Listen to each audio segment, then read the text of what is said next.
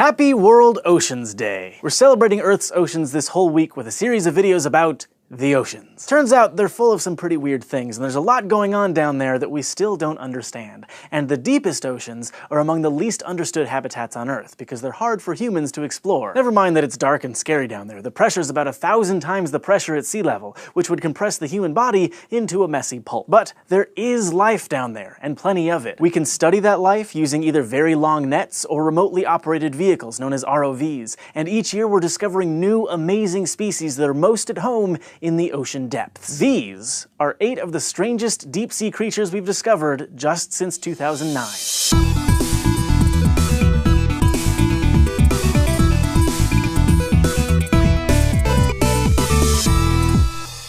We'll start off with the ninja lantern shark, which was brought up from deep waters off Central America. The species was officially described in 2015 by a research team led by marine biologist Victoria Vasquez. 4 of her cousins, aged 8 to 14, helped coin the shark's common name, ninja lantern shark, which is actually really descriptive. Their skin contains bioluminescent organs called photophores, which give the shark an eerie green glow. These might help it do things like attract mates, communicate with other sharks, or lure prey. But the ninja lantern shark is very different. It has fewer photophores, and it has jet black scales, which make it a great stealth hunter. It may not carry throwing stars or anything, but it does have some very sharp asymmetric teeth. The top half are for grasping, and the bottom half are for cutting. Even if you encountered those teeth in their native habitat, though, you probably wouldn't need to worry too much.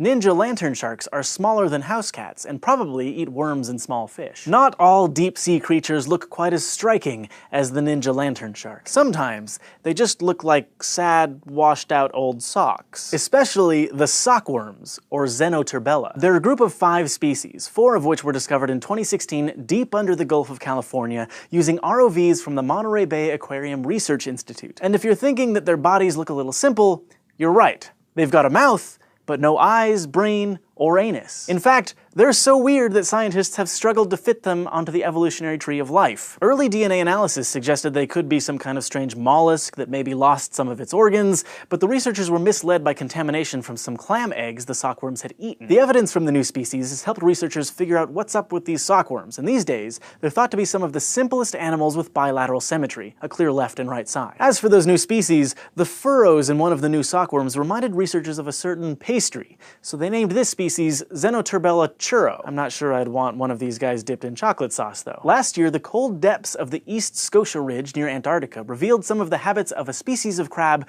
with some very impressive body hair. First discovered in 2009, they're unofficially called Hoff crabs after David Hasselhoff and his famous chest rug, but those hairs aren't for keeping the crab warm. Instead, they're used to grow bacteria, which the crabs harvest using their comb-like mouth parts. Researchers from the UK took ROVs down to the polar depths, peering into the private lives of these crabs by examining how they were distributed across the ocean floor. Their lives are mainly organized around volcanic vents, which warm the surrounding water. Males and females cluster together here, growing their bacteria, mating, and presumably having a good time. The vents can support up to 4,000 crabs per square meter. But there were also Hoff crabs living farther out from the vent, in the colder waters. These all turned out to be mothers brooding baby crabs under their curled-up tails. The researchers think the vents could be spewing out chemicals that are toxic to the developing crabs, so the new mothers relinquish the safety and warmth of the group, but for the sake of the babies, it's worth it. The Hoff crabs were discovered in 2009, living in vents around 2.5 kilometers below the surface, which is pretty far down. But just a year later, researchers from Southampton in the UK found some hot smokers twice that deep.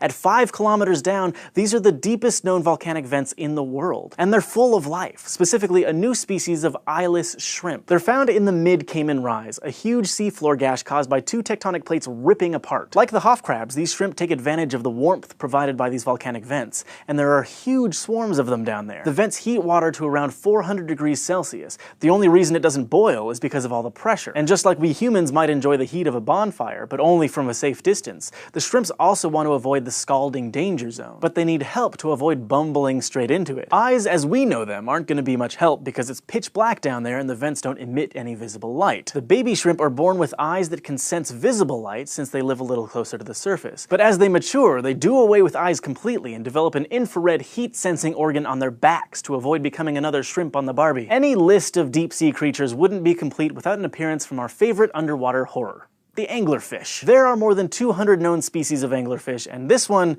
well, It's not pretty. The story of this snaggletooth brute's discovery doesn't start happily. In 2010, offshore oil rig Deepwater Horizon exploded and sank, spilling 5 million barrels worth of oil into the Gulf of Mexico, an ecological disaster. Very little was known about what species lived in the area, especially deep underwater, and this made cleanup and conservation efforts a lot harder. Extensive surveys of life in the Gulf discovered 50 new species, including this ugly beast. Those forehead spikes are actually teeth. Its upper jaw is highly mobile, so it can reach all the way up there and grab anything that swims too close to its glowing lure. Female anglerfish also use their lures to attract males, but they only want males from their own species. So each anglerfish species has its own signature lure structure, which affects the fish's appearance in the dark ocean depths. This makes lures great clues to help researchers figure out if they've got a new anglerfish on their hands. This new anglerfish's lures each have a finger-like extension that guides light like a fiber optic cable. They also have 2 filaments near the tip, which might mimic wiggling prey. Sometimes you just need to get up close and personal with even the most hideous of species if you want them to reveal their secrets. In 2012, Mbari's ROVs discovered the Gulf of California's depths are home to the rather graceful-looking harp sponge. Its root-like attachments may look plant-like, but sponges are actually animals, though fairly simple ones. Despite its name, the harp sponge won't be playing you any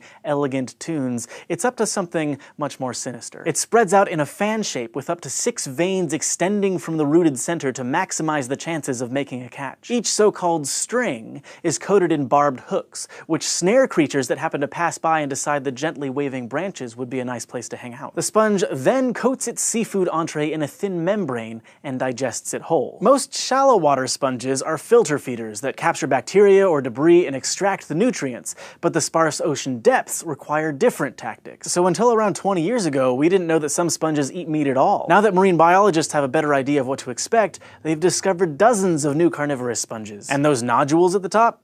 They're full of sperm. The bulbs distribute sperm into deep sea currents, hoping to find the eggs on the strings of other harp sponges. The species we've talked about so far are just some of the new creatures scientists have discovered since 2009. But there are some new creatures that we've seen for the first time in just the last few months, so researchers haven't had time to go through the rigorous process of officially describing them yet. This one is a type of octopus that was found 4,000 meters down near Hawaii by NOAA's Deep Discoverer ROV. It's so new to science, it might even be a whole new genus. It doesn't have an official name yet, but people have taken to calling it Casper after the friendly ghost, and it's not hard to see why. The striking lack of color is pretty strange among cephalopods. Many have astounding color palettes thanks to specialized pigment cells called chromatophores. Cephalopods can adjust the behavior of these cells to create impressive displays or melt into the background. But Casper doesn't seem to have any chromatophores, leaving it with a ghoulish white hue. Another surprise was that it's only got 1 row of suckers running along its tentacles compared to the usual 2 rows found in most kinds of octopus. How these features might help Casper survive is still a mystery, and it'll probably stay that way until we can find more Caspers to study. An even more recent finding from April 2016 was this stunning jellyfish captured on film by NOAA's Okeanos Explorer team. The team was on a mission to explore the region surrounding the Marianas Trench, which contains the deepest waters on Earth. This mission has a bunch of objectives, like revealing the trench's geologic history in more detail,